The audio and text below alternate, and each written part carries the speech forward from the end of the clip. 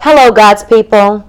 Welcome to Life Talk. I'm Nichelle Green, coming to you straight from the gym, no music. This is a serious topic and we're going to get right into it. I have not recorded lately because I've been kind of going through it emotionally, but I'm okay now. I have been the victim of a scam, and I wanted to bring the information to you, the public, because I wasn't aware of it, and a couple of people that I shared it with hadn't heard of it either. But the bank knew about it, and the police knew about it. So I'm going to give you the information. I'm going to give you the details so that you don't fall prey to this as well. So I received a text, and the text was a contract. You was requesting those who wanted to advertise for a very known company, very well-known company on their vehicles. I responded to the text. After responding to the text, I received a contract in email. And in the email, it asks you to copy a portion of the contract and to reply with your name in this blurb from the contract. Seemed pretty valid enough in the electronic signature age, right? It did. Until I started having more conversation with the person via text, that's when I started to see some red flags, but did not listen to the red flags. Went through with it. Here's what happened. So you are advertising, or you're believing that you are signing up to advertise for me it was Minute Maid, and you were going to receive a fee for advertising this company on your vehicle, advertising their signs. What happens is you never really get to an installation. I don't believe is going to ever happen. I got out of it pretty quickly, and thankfully so. The first check I received was $3,900. I was asked to electronically send the installer his fee and to keep my $500 fee for the first week of advertising out of it. Of course, I wanted to know, well, when are we going to do the installation and how is it going to be done? This question was, always put aside. We're going to set that up. We're going to set that up soon, once the installer gets the money or once the check clears. Well, it took a very long time for the check to clear. So here's another thing. Once the check cleared, because the bank suggested that it was a fraudulent check. Yeah, they've suggested that maybe this wasn't, a valid item, and that if it didn't go through, they would send the check back to me. I was ready for that. It went through. The date of the hold passed. 2-3 days later, the check clears. So I thought, okay, maybe this is going to be okay. Send them their funds, and then installation never happens. The next contact, they want to send me another check for the same amount, and they want me to keep my 3 weeks of fee out of it, and then to send the installer the rest. Well, I became uncomfortable with the arrangements then, told them that I was uncomfortable with it and that I wanted to end the contract.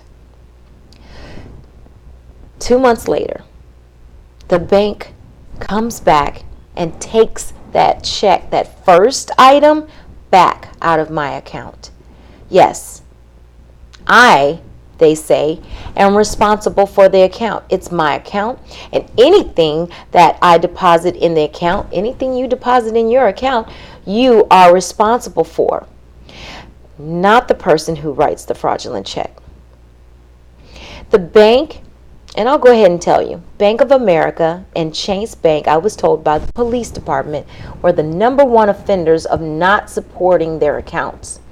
They always put it back on the person who owns the account, never using the insurance money that they have to go after the people who are initiating the criminal act, who are doing the criminal act. We thought we would be protected. In the event that any of this was not real, we felt as if the bank would protect me. Because isn't that what they do?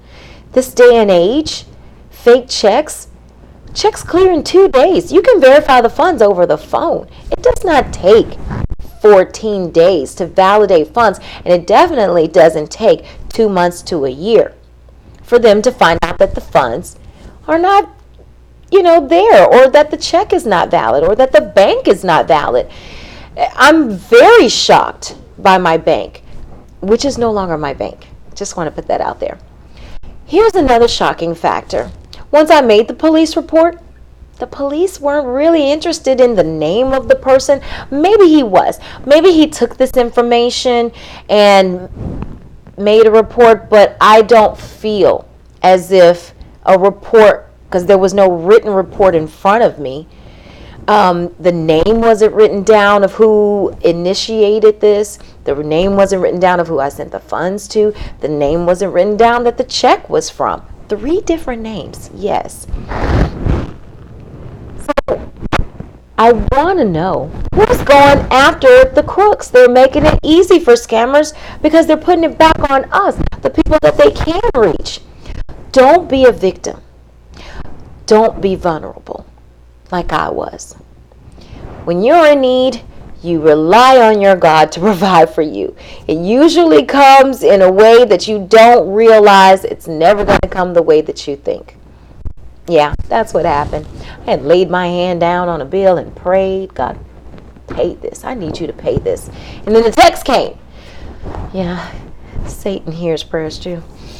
And so that's what I thought, maybe possibly it was real. Well, don't let your need put you in a situation where you're taken advantage of. Don't answer texts. Don't answer phone calls. And don't answer emails that you don't know. If you don't know the person, don't spend that time responding to them. Take a look at the website that I found, cfr.org. There is a list of the top 10 and then the next 10 scams that are going on right now or have been going on. So there's a list of 20 popular scams at cfr.org. That's the Consumer Fraud Report website. Refresh yourself with all of the possible ways that people are trying to get you. You know about the scanner on the credit card machines. Make sure there's no attachments before you put your card in the machine to pay for something. Also, there's a new one. I work nights at your local drugstore, and something came through there. People are putting labels on the backs of blank gift cards.